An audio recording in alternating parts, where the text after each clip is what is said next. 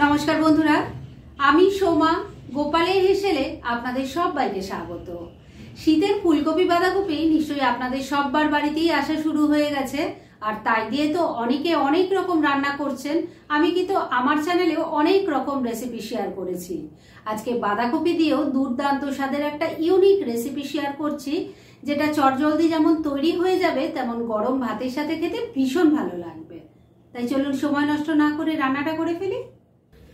আজকে এই দুর্দান্ত স্বাদের ইউনিক রান্নাটা করার জন্য কড়াইয়ে অল্প জল দিয়ে গরম করে নিয়েছি। এর মধ্যে এবার দিয়ে দিলাম অল্প নুন, দিয়ে দিচ্ছি সামান্য একটু হলুদের গুঁড়ো। এবার এর মধ্যে একটু বাঁধাকপি ভাপিয়ে নেব। আমি এখানে একটা ছোট সাইজের বাঁধাকপি নিয়েছি, আর বাঁধাকপিটা দেখতেই পাচ্ছেন একটু বড় বড় টুকরো করেই কিন্তু কেটেছি, একদম ঝিরিঝিরি করে কাটার কোনো দরকার নেই। এবার এটা ভাপিয়ে নেওয়ার জন্য জলের মধ্যে দিয়ে দিলাম। ভালো করে জলের সাথে মিশিয়ে নিচ্ছি। জলের সাথে কেটে রাখা বাঁধাকপিটাকে ভালো করে মিশিয়ে নিয়েছি। এবার এটাকে মিডিয়াম ফ্লেমে রেখে ঢাকা দিয়ে 3-4 মিনিট ভাপিয়ে নিচ্ছি। মিনিট 4 সময় নিয়ে মিডিয়াম ফ্লেমে ঢাকা দিয়ে বাঁধাকপিটা ভাপিয়ে নিয়েছি। এবার ঢাকা তুললাম। দেখুন, দেখে নিশ্চয়ই বুঝতে পারছেন বাঁধাকপি সুন্দরভাবে ভাপানো হয়ে গেছে।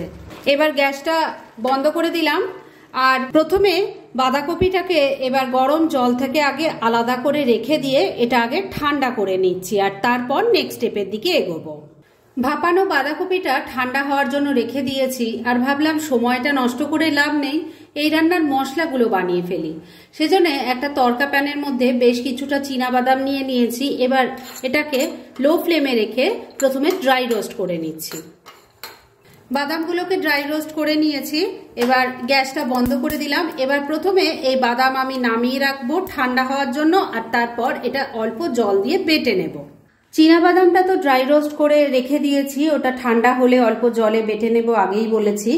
এবার এই রান্নার আরেকটা মশলা লাগবে, যেটা তৈরি করার জন্য আমি প্লেটের মধ্যে সাজিয়ে রেখেছি কিছু জিনিস। কি কি আছে সেটা আগে বলে দিই। এখানে নিয়েছি 1 টেবিল স্পুন পোস্ত, 1 টিস্পুন আছে কালো সর্ষে, 1 টিস্পুন আছে সাদা তিল, আর 3টে কাঁচা লঙ্কা এর সাথে রেখেছি। ঝালটা অবশ্যই নিজেদের টেস্ট অনুযায়ী দেবেন। এটা প্রথমে আমি শুকনো অবস্থাতেই গুঁড়ো করে নেব, আর তারপর খুব সামান্য জল দিয়ে এটা বেটে মিহি পেস্ট তৈরি করে নিতে হবে। সমস্ত মশলাগুলো রান্নার জন্য তৈরি হয়ে গেছে, আর বাঁধাকপিটাও আমি জল ঝরিয়ে নিয়েছি। তবে এই বাঁধাকপিটা থেকে সমস্ত জলটা খুব ভালো করে চেপে চেপে বার করে দিতে হবে, তাহলেই কিন্তু রান্নাটা খুব ফাস্ট হয়ে যাবে। সেজন্য হাতে করে নিয়ে এইভাবে খুব ভালো করে চেপে এক্সট্রা জলটা বার করে দিচ্ছি। পুরো বাঁধাকপিটা থেকে জল ছেঁকে নিয়েছি। দেখুন কতটা জল ছিল বাঁধাকপির মধ্যে। পুরোটা বাঁধাকপি জল চেপে রেখে দিয়েছি, আর এবার এর মধ্যে কিছু জিনিস দেব। প্রথমে দিয়ে দিচ্ছি একটু মটরশুঁটি, চীনাবাদামটা যেটা ড্রাই রোস্ট করে নিয়েছিলাম বেটে নিয়েছি সেটা দিয়ে দিচ্ছি। এর সাথেই দিয়ে দিচ্ছি সর্ষে, পোস্ত, সাদা তিল আর কাঁচা লঙ্কার পেস্ট। দিয়ে দিচ্ছি 1 চামচ কাঁচা সর্ষের তেল। স্বাদ মতো নুন দিয়ে দিচ্ছি, তবে নুনটা কিন্তু খুব বুঝে দেবেন, কেননা বাঁধাকপি সেদ্ধ করার সময়ও অল্প নুন দিয়েছিলাম। অল্প কয়েকটা দানা চিনি দিয়ে দিলাম। এবার সবকিছু খুব ভালো করে মেখে নিচ্ছি। বন্ধুরা, এই রান্নাটা যেমন খুব ফাস্ট হয়ে যায়, তেমন খেতে কিন্তু অপূর্ব লাগে। সেটা একবার ট্রাই করলেই আপনারা বুঝতে পারবেন। সমস্ত মশলাপাতি যা দিয়েছিলাম সেটা দিয়ে ভাপানো বাঁধাকপিটা খুব ভালো করে মেখে নিয়েছি। এবার এই বাটিটাকে আমি কিছুক্ষণের জন্য এক সাইডে রেখে দিচ্ছি, আর নেক্সট স্টেপের দিকে এগোচ্ছি। এবার মূল রান্না শুরু করব। সেজন্য কড়াইয়ে আবারও অল্প একটু সর্ষের তেল দিয়ে গরম করে নিয়েছি। বন্ধুরা, এই রান্নাটা কিন্তু সর্ষের তেলেই ভালো হবে। এবার এর মধ্যে দিয়ে দিলাম অল্প একটু কালো জিরে। কালো জিরেটা ফুটে উঠলে এর মধ্যে দিয়ে দিচ্ছি অল্প একটু কাশ্মীরি মির্চ পাউডার। এই তেলের মধ্যে কাশ্মীরি মির্চ পাউডার দিলে কালারটা ভালো আসবে। এবার ম্যারিনেট করা বাঁধাকপিটা এর মধ্যে দিয়ে দিচ্ছি। ভালো করে তেলের সাথে মিশিয়ে নিচ্ছি। বন্ধুরা, আপনারা আমার রেসিপি দেখার সাথে সাথে আমার ফেসবুক পেজ গোপালের হেসেল, তাতেও ভিজিট করতে পারেন। ডেসক্রিপশন বক্সে লিংক দেওয়া আছে। তেলের সাথে মিশিয়ে নিয়ে ম্যারিনেট করা বাঁধাকপিটাকে একটু নাড়াচাড়া করে নিয়েছি। এবার ফ্লেমটাকে লো আর মিডিয়ামের মাঝামাঝি রেখে ঢাকা দিয়ে 2-3 মিনিট রান্না করে নিচ্ছি। মিনিট 3 লো আর মিডিয়ামের মাঝে ফ্লেমটা রেখে ঢাকা দিয়ে রান্না করে নিলাম। এবার ঢাকা তুললাম। দেখুন বাঁধাকপিটা থেকে কিছুটা জল বেরিয়েছে, একটু নাড়াচাড়া করে নিচ্ছি। রান্না কিন্তু বন্ধুরা আর অল্প একটু বাকি আছে। বাঁধাকপি তো ভাপানোই ছিল, তবে মশলা যা দিয়েছি সেগুলোর সাথে বাঁধাকপিটা ভালো করে কষানো হবে আর বাঁধাকপিটাও সুসেদ্ধ হতে হবে, আর তার জন্যই আর অল্প একটু রান্না করতে হবে। তবে মাঝে আমি এখন ঢাকা তুললাম এই কারণেই, কারণ এখানে আমি 3টে চেরা কাঁচা পাকা লঙ্কা দিয়ে দিলাম। ভালো করে মিশিয়ে নিয়ে এটাকে আবারও ঢাকা দিয়ে রান্না করব। তবে খুব বেশি সময় রান্না করার দরকার নেই, কেননা রান্না মোটামুটি রেডি হয়েই এসছে।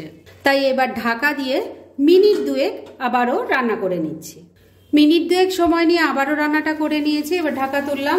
আমি কিন্তু মাঝে একবার ঢাকা তুলে একটু নাড়াচাড়া করে দিয়েছিলাম আর নুন মিষ্টিটা একটু চেক করে নিয়েছিলাম। রান্না কিন্তু এবার একদম রেডি। গরম ভাতের সাথে এই রকম বাঁধাকপির একটা রান্না হলে অনেকটা ভাত কিন্তু এই দিয়েই খেয়ে নেওয়া যায়। সেটা একবার ট্রাই করুন, তাহলেই বুঝতে পারবেন। তাহলে এবার গ্যাসটা বন্ধ করে দিলাম আর মিনিট 2 জন্য এটাকে স্ট্যান্ডিং টাইমে ঢাকা রেখে দিচ্ছি আর তারপর সার্ভ করে দেখাচ্ছি। ফ্রেন্ডস, আমার আজকের বাঁধাকপির এই দুর্দান্ত স্বাদের নিরামিষ রেসিপি একদম রেডি হয়ে গেছে এবং আমি সার্ভ করে দিয়েছি। গরম ভাতের সাথে এটা খেতে জাস্ট অসাম লাগে। সেটা একবার ট্রাই করুন, তাহলেই বুঝতে পারবেন। আর এরকম ধরনের অনেক ভালো ভালো নিরামিষ রান্নার রেসিপি আপনারা গোপালের হেসেল সার্চ করলেই পেয়ে যাবেন, যার মধ্যে থেকে কিছু কিছু আমি সাজেস্টেড বক্সেও দিয়ে দেব, সেখান থেকেও আপনারা দেখে নিতে পারেন। তাই গোপালের হেসেল অবশ্যই ভিজিট করুন। আর আপনারা কেমন ধরনের রেসিপি চাইছেন সেটাও কিন্তু আমাকে জানাতে পারেন। আমি চেষ্টা করব সেই সব রেসিপিগুলো আপনাদের সাথে শেয়ার করার। আর আমার আজকের এই রেসিপি যদি আপনাদের ভালো লাগে আর ইউজফুল বলে মনে হয়, তাহলে যারা এখনও আমার চ্যানেলটাকে সাবস্ক্রাইব করেননি তারা প্লিজ সাবস্ক্রাইব করুন। তাহলে আজকের মতো এখানেই শেষ করছি। পরদিন আবার এরকমই কোনো ভালো রেসিপি নিয়ে চলে আসব। আপনারা সবাই খুব ভালো থাকুন, সুস্থ থাকুন।